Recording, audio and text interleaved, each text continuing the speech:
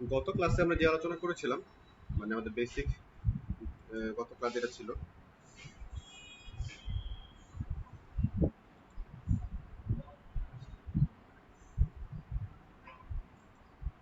গত ক্লাসে আমরা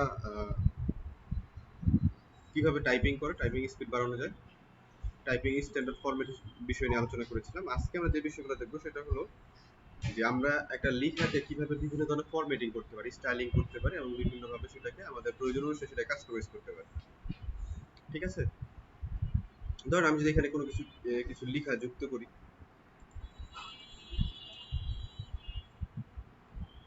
আমি কিছু দামি টেক্সট নিয়ে দিচ্ছি, আপনারা কি করবেন, নিজেরা লিখবেন। আপনারা নিজেরা লিখবেন। আমি এখানে কিছু দামি কন্টেন্ট আমি এখানে মাইক্রোসফট অফিসের মধ্যে যুক্ত করতেছি। মানে লিখলে সময় লাগবে, সেটার পরিবর্তে আমি টেক্সট কপি করে নিলাম। এখন এটা ধরেন একটা টেক্সট, এই মানে ফরম্যাট বা প্যারাগ্রাফ যেটা আমরা বলি নরমালি। এখন এই টেক্সটটা কিভাবে আমরা বিভিন্ন ধরনের কাস্টমাইজেশন করতে পারি। আমাদের মাইক্রোসফট অফিসের এই সামনের উপর অংশ দেখবেন একটা বার আছে, টুলবার। এই টুলবারের মধ্যে আমরা অনেক কিছু আছে যেটা যা আমরা করতে পারি। প্রথমে এখানে দেখবেন যে অপশন আছে হলো কি কি আসছে, ফন্ট। এই জিনিসটা সেম জিনিসটা আমাদের ওয়েবসাইটেও আছে। যাদের বেসিকটা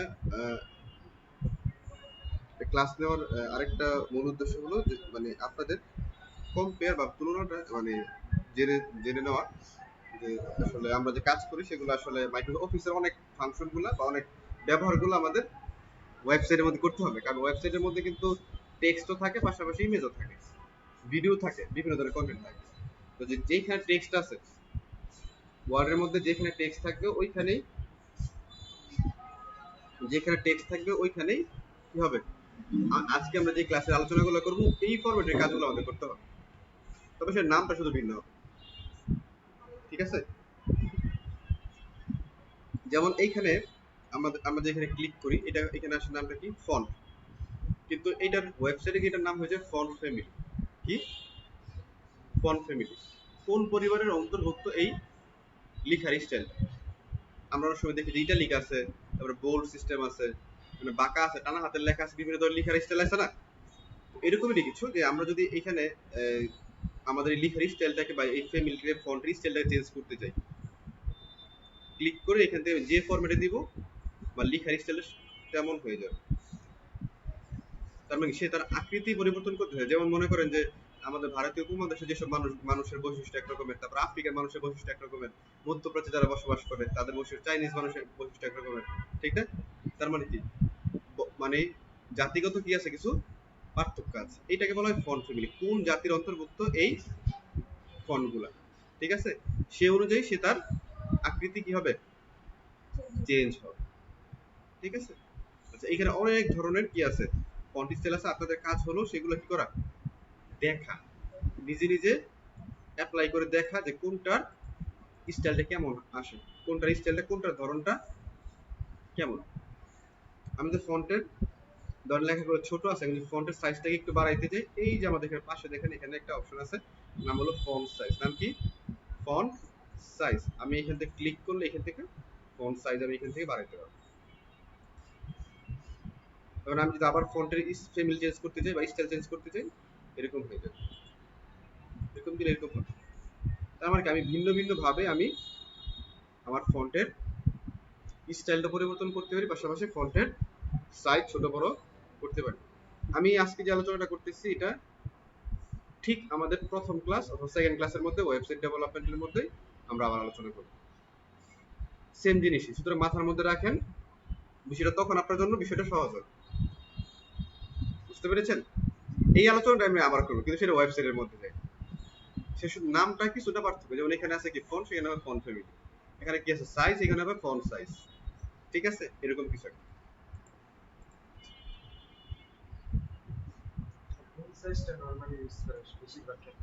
কোনটা, এটা যে কোনো ফন্ট ইউজ হইতে পারে, এটা কোনো নির্দিষ্ট কোনো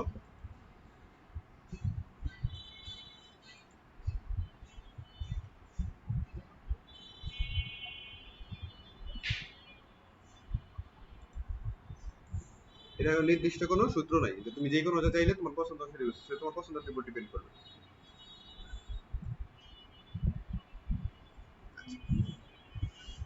এটা গেল কি ফন্ট ফন্ট ফ্যামিলি, একটা হলো কি ফন্ট সাইজ। ঠিক আছে, এখন ধরেন আমি এইখানে দেখেন সম্পূর্ণ সবগুলো লেখা একরকমের, আর এই লেখাটা একটু অন্য রকমের। কারণ কি এই লেখাটা বোল্ড করা, কি করা, যখন আমি সিলেক্ট করলাম দেখেন এখানে কি লেখা আছে, বি এর উপরে সিলেক্ট করা আছে, বি এর উপরে সিলেক্ট করা আছে। যদি আমি এটাকে উঠাই দেই এটা নরমাল সবগুলোর মতো হয়ে যাবে। তার মানে এই লেখাটা বোল্ড করে। যদি আমি কোনো লেখাকে একটু মোটা করতে চাই, মোটা করে উপস্থাপন করতে চাই, সেক্ষেত্রে আমাকে এই বোল্ড নামক অপশনটার মধ্যে ক্লিক করতে হবে। তাহলে কি হবে, আমার লেখাটা কি হয়ে যাবে, মোটা হয়ে যাবে, মোটা হয়ে গেছে। এখন ধরেন আমি আমার লেখাকে কি করব, ইটালিক করব। কি হয়েছে, লেখার স্টাইলটা কি হয়ে গেছে, বাঁকা হয়ে গেছে, অ্যাঙ্গেলের মতো হয়ে গেছে। এটাকে বলা হয় ইটালিক।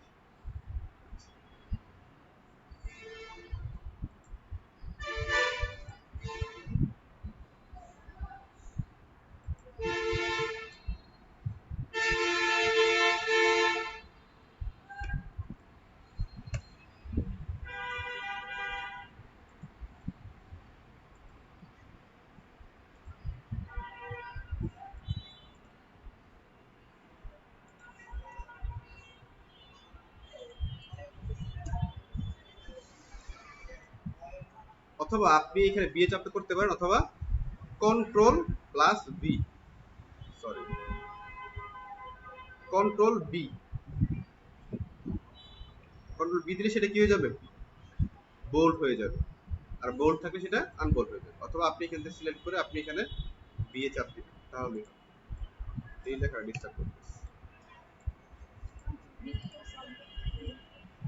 বোল্ড হয়ে যাবে। তো শর্ট করে, শর্ট করে। তারপরে যদি আপনি কোনো লেখাকে যে আন্ডারলাইন করতে চান, এই যে এটাকে বলা হয় আন্ডারলাইন, ফন্ট স্টাইল। এটা হলো ফন্ট স্টাইল। এটা কি বলে, ফন্ট স্টাইল আন্ডারলাইন, বলেন ফন্ট স্টাইল আন্ডারলাইন। আমরা যখন ওয়েবসাইটে যাব তখন এটাকে বলবো ফন্ট স্টাইল আন্ডারলাইন। বুঝতে পেরেছেন?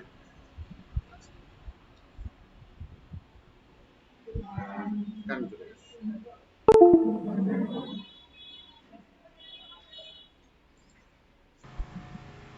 আচ্ছা, তারপর আমরা যেটাকে নিচে আন্ডারলাইন করতে চাইলে সেটাকে বলা হয় কি, ফন্ট স্টাইল আন্ডারলাইন।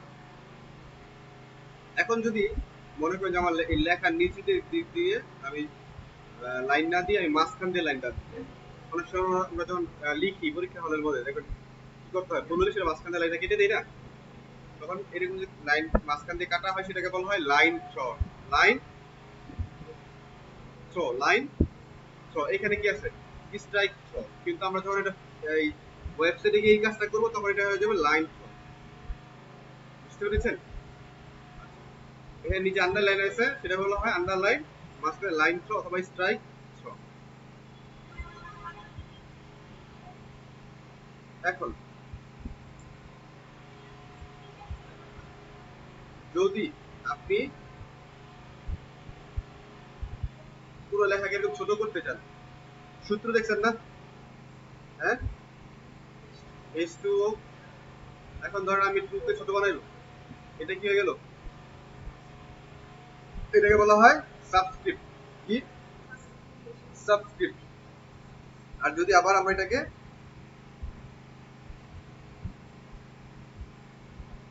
উপরে দিতে চাই সেটা হবে সুপার স্ক্রিপ্ট, সুপার স্ক্রিপ্ট। ঠিক আছে, একটা সাবস্ক্রিপ্ট একটা হলো সুপার স্ক্রিপ্ট। যদি আমি লিখি যে এ টু, এ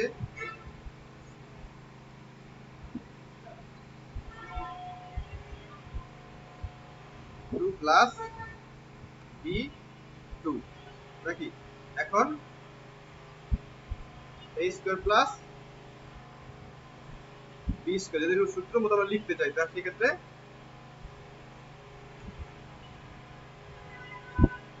দেখেন এখন লেখাটা এখানে আনলেই মাউসটা উপরে চলে গেছে, আমাকে অনেক উপরে নিতে হবে।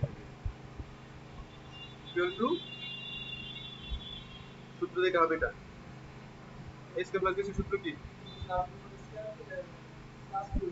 প্লাস 2ab নাকি মাইনাস 2ab?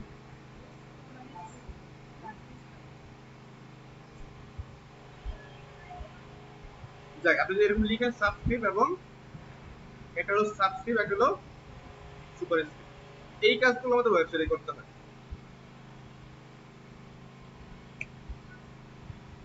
তারপরে আসেন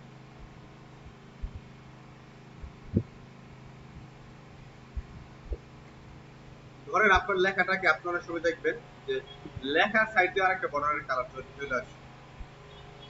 এই যে দেখেন এখানে কালারে ক্লিক করলাম, বিভিন্ন ধরনের ফরম্যাট আছে। কি হয়েছে, মাঝখানে খালি সাইড থেকে বর্ডারের মতো কালার চলে আসে, এটাকে বলা হয় টেক্সট স্ট্রোক। বা এরকম ডিজাইন আমরা পাবো, এখান থেকে আরো অনেক স্টাইল আছে, আমরা চাইলে এখান থেকে ফন্টের স্টাইল দিতে পারবো, বিভিন্ন ধরনের ডিজাইন আমরা এখান থেকে তৈরি করতে পারবো।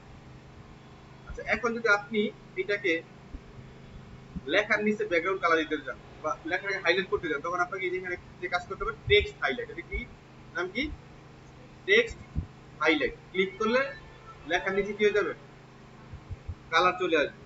এখান থেকে কিন্তু আপনি কালার চেঞ্জ করতে পারবেন, আপনি চাইলে এখান থেকে কালার চেঞ্জ করতে পারবেন। আপনি সিলেক্ট করে এটাকে সিলেক্ট করে এখানে কালার ক্লিক করেন, হয়ে গেছে। আবার এটাকে করবেন, এখানে ক্লিক করে অন্য কোনো কালার আপনি চাইলে করতে পারবেন। টেক্সট হাইলাইট এখন সবই করলাম, কিন্তু আমার যদি লেখার কালারটা পরিবর্তন করতে প্রয়োজন হয়, সেক্ষেত্রে এই যে এখানে যে অপশনটা আছে টেক্সট ফন্ট কালার, কি বলা হয় ফন্ট কালার, ক্লিক করলে আপনার লেখা কালার চেঞ্জ হয়ে যাবে। যদি আপনি অন্য কোনো কালার দিতে চান, সেক্ষেত্রে আপনাকে এখান থেকে ক্লিক করতে হবে এবং এখান থেকে কালার সিলেকশনের অপশন আছে, ডার্ক, লাইট, বিভিন্ন ধরনের কালার সিলেক্ট করার অপশন এখানে আছে। এখন যদি মনে করেন আপনার আরো কালার চেঞ্জ করবেন, সেক্ষেত্রে আপনি যেখান থেকে এসে আপনি এখানে কালার যেই কালারটা চুজ করবেন, সেই কালারটা এখান থেকে হয়ে যাবে। বিষয়টা চমৎকার না?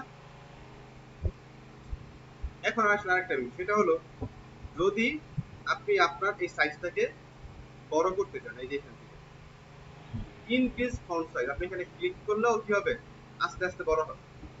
আবার এখানে ক্লিক করে আস্তে আস্তে ছোট হবে। তারপরে এখানে দেখেন কি দেওয়া আছে ফরম্যাট, প্রথম বড় হাতের ই দিয়ে শুরু হবে, তারপরে ছোট হাতের। আপনি এখানে ক্লিক করলে যদি এখানে লোয়ার কেস, তাহলে সব ছোট হাতের হয়ে যাবে। এটাকে আমরা ওয়েবসাইটে বলি টেক্সট ট্রান্সফর্ম। কি টেক্সট ট্রান্সফর্ম, টেক্সট ট্রান্সফর্ম, এটা হলো লোয়ার কেস, ঠিক আছে, এবং এটা হলো আপার কেস, মানে সব বড় হাতের হয়ে যাবে। আবার যদি জানতে না একটা ছোট প্রথম শব্দের প্রথম অক্ষর বড় হবে এবং বাকিগুলা ছোট হবে, সেটাকে বলা হয় ক্যাপিটালাইজ। কি ক্যাপিটালাইজ, প্রথম অক্ষর বড়, বাকিগুলা মানে প্রত্যেকটা ওয়ার্ডের প্রথম অক্ষরটা বড় হবে, বাকি অক্ষর ছোট হবে। যদি এরকম ভাবে করতে চান, সেটা আপনি এখান থেকে স্টাইলটা করতে পারবেন। এই কাজগুলো আমরা যখন ওয়েবসাইটে করবো, তখন সেটাকে বলা হয় কি টেক্সট ট্রান্সফর্ম। বুঝতে পেরেছেন? তার মানে কি আজকে যে আমরা ক্লাস করতেছি, আমরা কিন্তু অফিস ওয়ার্ক করতেছি, বেসিক বলতে একেবারে বেসিক না, আমরা ওয়েবসাইটে কিছু কাজ এখানে আমরা শিখে ফেলতেছি। বুঝতে পারছেন? তার মানে কি আপনি যে ক্লাস অ্যাটেন্ড করতেছেন, আপনার জন্য এটা কি না লস না, আপনি এখানে কিছুটা আগায় নিয়ে রইলেন। বুঝতে পেরেছেন? তবে আমি যে নামগুলো আপনাদেরকে বললাম, এই প্রত্যেকটা নাম কিন্তু আপনার মনে থাকতে হবে, এবং কোনটার কাজ কি সেটা কি করতে হবে, মাথার মধ্যে রাখতে হবে, যাতে আপনি যখনই ভাববেন যে আসলে আমার লেখার সাইজটা বড় করতে হবে, তখন আপনার কি কাজ করতে হবে, ক্যাপিটালাইজ করতে হবে। ক্যাপিটালাইজ কিসের অংশ, টেক্সট ট্রান্সফর্মের অংশ নাকি? তারপর হলো আপনি লেখার প্রথম অক্ষর বড় করবেন, সেটা কি হবে, ক্যাপিটালাইজ নাকি? তাহলে ক্যাপিটালাইজ করতে হবে, তারপর ছোট ছোট হাতের করবে সবগুলো, তখন কি লোয়ার কেস, সেটা করবেন না? তো এইগুলো মনে রাখতে হবে। এখন লোয়ার কেস, তারপর আপার কেস, ক্যাপিটাল, এই ফাংশনগুলো থাকে কোথায়, টেক্সট ট্রান্সফর্মের মধ্যে এগুলো অন্তর্ভুক্ত। বোঝা গেল? আচ্ছা,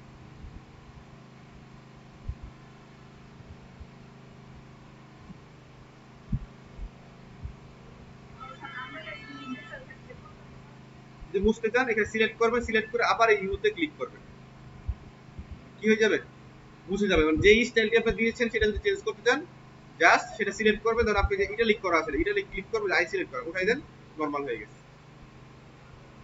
বুঝা গেল?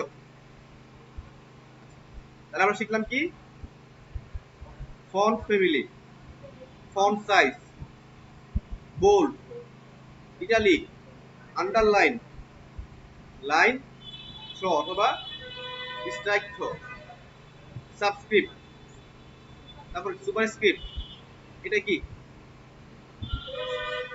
Effect, text effect, text effect. Click করলে এখানে বিভিন্ন ধরনের ইফেক্ট আছে আপনার লাইনের মধ্যে, এখানে চলে আসবে।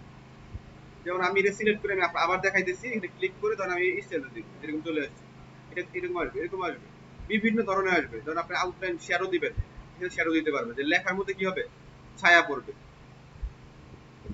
দেখেন ছায়ার মতো মনে হয় নাকি, বিভিন্ন ধরনের স্টাইল আছে। তারপর আপনি এখান থেকে আসবেন কি, এটা হলো কি টেক্সট হাইলাইট, টেক্সট হাইলাইট, এটা হলো টেক্সট বা ফন্ট কালার, টেক্সট বা ফন্ট কালার। এটা হলো ইরেজ, কি ক্লিয়ার অল ফরম্যাট, আপনি ক্লিক করবেন সকল ফরম্যাট মানে একদম নরমাল অবস্থায় চলে আসবে, মানে কোনো ডিজাইন এখানে কি হবে না, থাকলে সেই ডিজাইনগুলো কি হবে, চলে যাবে, মানে একবার সব ডিজাইন রিমুভ, মানে একবার নরমাল পর্যায়ে যেরকম থাকে সেরকম চলে আসবে, মানে কোনো স্টাইল এটার মধ্যে আর থাকবে না লেখা, শুধু কালারটা বাদে, নো কালার। যদি হাইলাইট উঠে দিতে চান তাহলে সিলেক্ট করে কি করতে হবে, নো কালারে ক্লিক করতে হবে। আর এটা হলো চেঞ্জ কেস, মানে কি আপনি ছোট বড়, মানে সরি এটা হলো টেক্সট, এখানে আছে চেঞ্জ কেস, আর আমরা ওয়েবসাইটে করব হলো টেক্সট ট্রান্সফর্ম, ট্রান্সফর্ম কি আছে, upper case, lower case, capitalise, upper case, lower case, capitalise. আবার যদি এটা দেন আপনি সিলেক্ট করেন তাহলে এটা কি হবে, ফুল কোড হবে নাকি, টগল কেস। তো আমাদের টগল কেস প্রয়োজন হয় না, আমাদের শুধু প্রয়োজন হয় lower case, upper case, capitalise, ঠিক আছে। সেন্টেন্স কেস দিলে ওই যে নরমালি প্যারাগ্রাফ যেরকম থাকে প্রথম অক্ষর বড় হাতের হয়ে বাকিগুলা ছোট হাতের হয়, এবং যদি কোনো ওয়ার্ড বড় হাতের হওয়ার প্রয়োজন হয় সেক্ষেত্রে সেটা বড় হাতের হয়ে যাবে।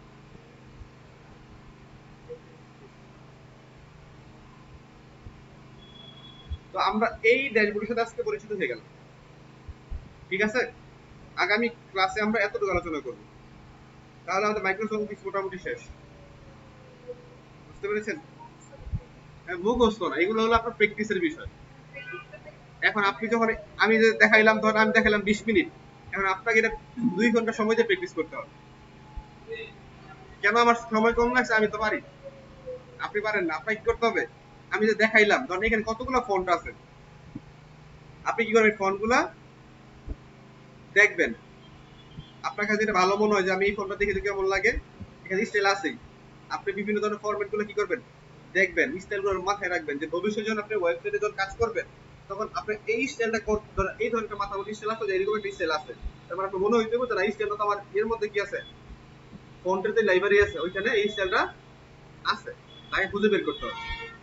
এখন আপনি সেটা যদি না ধরতে পারেন যে আপনার ডয়ের ভিতরে কি কোন ধরনের জামা কাপড় আপনার কাছে আছে, সেটা আপনি না জানেন তাহলে আপনি করবেন কোনটা নাকি। এখন আপনার ব্ল্যাক করতে মনে চাইছে, আপনার আপনি জানেন যে আপনার ডয়ের ভিতরে ব্ল্যাক কালার জামা আছে, কিন্তু কোথায় আছে খুঁজে বের করতে হবে নাকি। যদি আপনি সেটা নাই জানেন তাহলে খুঁজে কি বের করবেন, আপনি বলবেন যে নাই, ঠিক না। আপনার কাজ হলো কি করা, এগুলো প্র্যাকটিস করা, পাশাপাশি গত ক্লাসে যে আলোচনা আমরা করছিলাম হাতের স্পিডটা কি করা, বিল্ড আপের জন্য টাইপিং ফরম্যাটটা অনুসরণ করে কি করা, প্র্যাকটিস করতে থাকা বাড়িতে মধ্যে। আপনার বাসায় কি ল্যাপটপ বা কম্পিউটার আছে, ঠিক আছে। তো আপনাদের কাজ হলো কি করা, বাসায় গিয়ে প্র্যাকটিস করা। আজকে এই পর্যন্তই, নতুন কিছু আর দেখাইলাম না, প্র্যাকটিস না করলে আমি দেখাই দিলে আপনাদের কাজ হবে না। ভিডিওটা বিকালে পাবেন, ভিডিও বিকালে পাবেন, বিকালে অথবা একটু পরে পাইতে পারেন। এটা ভিডিওগুলো আপলোড হতে সময় লাগে, আপলোড হইলে সেটা পাবলিশ হওয়ার পরে তারপরে আপনারা পান। অনেক সময় লিঙ্ক আগে দিয়ে দেই, কিন্তু সেটা 1 ঘন্টা সময় পরে ভিডিওটা প্লে হয় আর কি। ঠিক আছে, কার কোনো কোশ্চেন আছে এতটুকু নিয়ে? আজকের বিষয়টা কোশ্চেন আছে? আপনাদের বাসা তো মনে হয় বান্টি নাকি বাসা কি?